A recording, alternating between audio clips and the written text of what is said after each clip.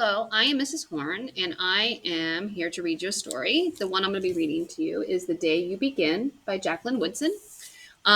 Jacqueline Woodson is one of my favorite authors. One of my favorite books that she's written is called Brown Girl Dreaming, but you can kind of see that it's a little bit thick to be a quick read, but it's such an amazing book. But this one I love as well, and it is called The Day You Begin. So let's begin. Make sure you guys can see these pictures. There will be times when you walk into a room and no one there is quite like you. Maybe it will be your skin, your clothes, or the curl of your hair. There will be times when no one understands the way words curl from your mouth, the beautiful language of the country you left behind. My name is Rigoberto. We moved here from Venezuela. And because they don't understand, the classroom will fill with laughter until the teacher quiets everyone. Rigoberto from Venezuela, your teacher says so soft and beautiful that your name and homeland sound like flowers blooming, the first bright notes of a song. There will be times when words don't come. Your own voice, once huge, now smaller, when the teacher asks what you did last summer. Tell the class your story. We went to France, Shala says. These shells come from a beach in Maine. A boy named Jonathan holds out a jar, filled with tiny shells so fragile they look like they could turn to dust in your own untraveled hands. My whole family went to India, Spain, South Carolina, each souvenir a small triumph of a journey. Their travels go on and on. And as you stand in front of that room, you can only remember how the heat waved as it lifted off the curb, and your days spent at home caring for your little sister, who made you laugh out loud and hugged you hard at nap time. You can only remember the books you kept on reading long after she had fallen to sleep. And in the room, where no one else is quite like you, you will look down at your own empty hands and wonder, what good is this? When other students were flying and sailing and going somewhere.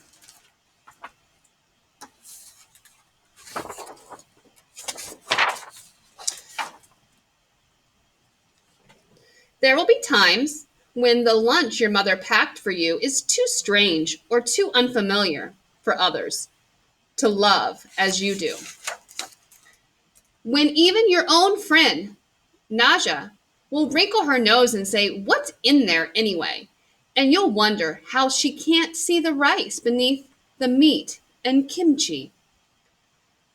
You'll wonder why she doesn't remember that rice is the most popular food in the world. Which is true fact. There will be times when the climbing bars are too high. The run is too fast and far. The game isn't one you can ever really play. I don't want him on our team. You can watch. Maybe you can have a turn later.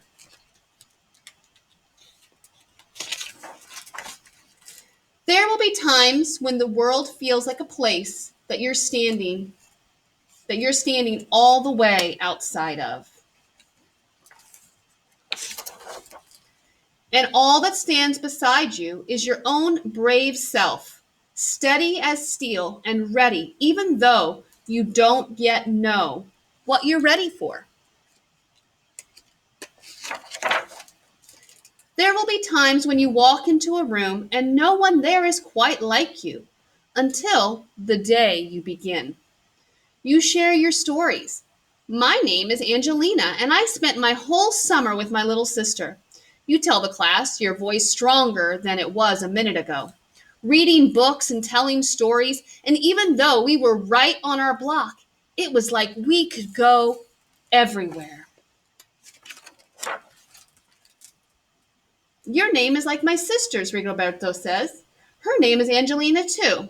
And all at once, in a room where no one else is quite like you, the world opens itself up a little wider to make space, some space for you.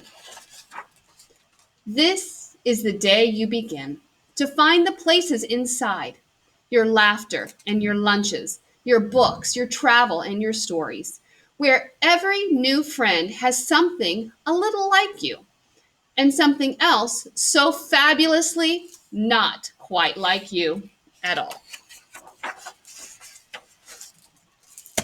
The end. And hope you enjoyed my book.